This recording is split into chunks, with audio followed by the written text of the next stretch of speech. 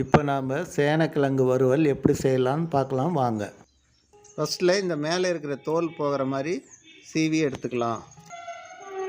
இப்போ பாருங்கள், இந்த கிழங்க மேலே இருக்கிற தோல், கருப்பாக இருக்கிற தோலை நல்லா சீவி எடுத்துக்கணும்.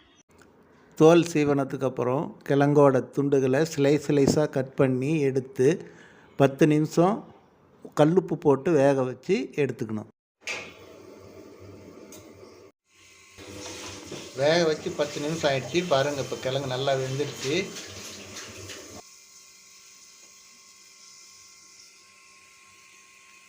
கிழங்கு நாம் வேக வச்சிட்டோம்.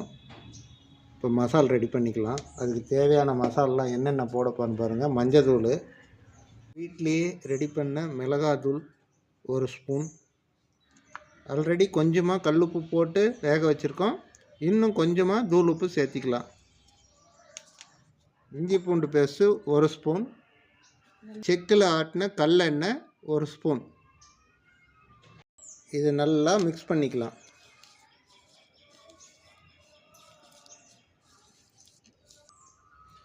பாருங்கள், மசாலா நல்லா மிக்ஸ் பண்ணி வச்சாச்சு. கிழங்கு வெந்ததுக்கப்புறம் நல்லா அது மேலே அப்ளை பண்ணிவிட்டு கிழங்கை எப்படி ப்ராசஸ் பண்ண போகிறோன்றதை பாருங்கள். புளிப்புக்காக லெமன் அரை பழம் புளிஞ்சு விட்டுக்கலாம்.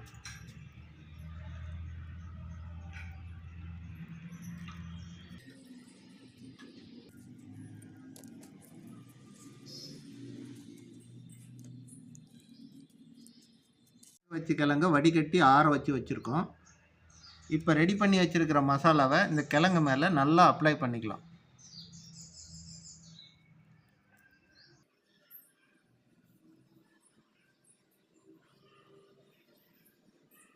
கிழங்கு ஃபுல்லாக நல்லா பரவுற மாதிரி நல்லா இப்படி அப்ளை பண்ணிக்கணும்.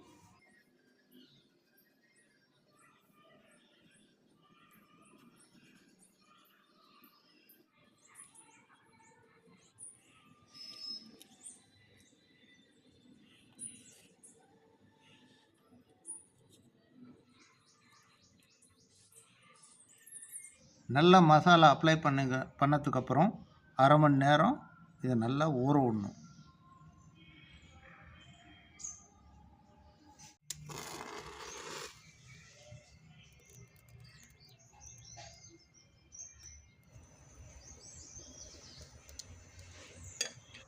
கல் சூடு ஏறினதும் நாம் ஊற வச்சிருக்கிற கிழங்க இதில் வச்சு நல்லா மீன் பொரிக்கிற மாதிரி பொரித்து எடுத்துக்க போகிறோம்.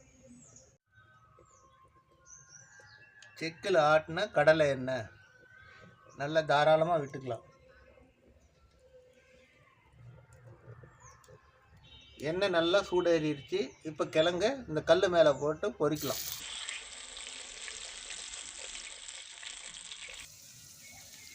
இது ஏன் நம்ம ஃபஸ்ட்லேயே வேக வச்சு எடுத்துருக்கோன்னா, இதில் இந்த கிழங்கு நமன்னு நிறைய நமைச்சல் உள்ள கிழங்கு. அதனால் பாதி வேக்காடு வேக வச்சு அந்த தண்ணியை வடிச்சிட்டோம்னா அந்த நமைச்சல் அந்த நமுனம்பெல்லாம் போயிடும். அதுக்கப்புறம் நம்ம மசாலா தடவி கல்லில் போட்டு எடுத்தோம்னா அந்த நமுனம்பெல்லாம் வராது. நல்ல மீன் மாதிரி சுவையாக இருக்கும் இந்த கிழங்கு.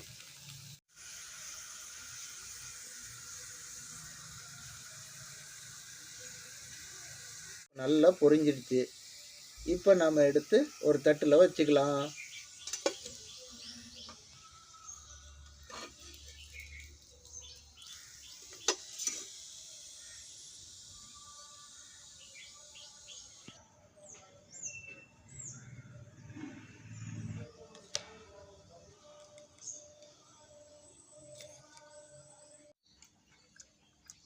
பழைய கஞ்சியோட நாம் செஞ்சு வச்சுருக்கிற இந்த சேனக்கிழங்கு மசால் போட்டு நல்லா அழகாக தோசைக்கல்லில் போட்டு பொரித்து எடுத்து வச்சுருக்குறோம்.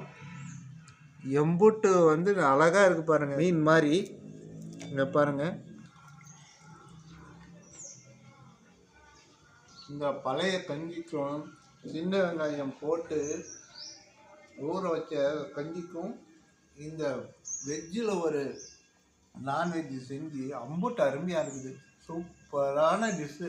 காலையில் வெயில் காலத்துக்கு இந்த மாதிரி செஞ்சு சாப்பிட்டிங்கன்னா உடம்பு அப்படியே குளு குளு குளு குளுன்னு இருக்கும்.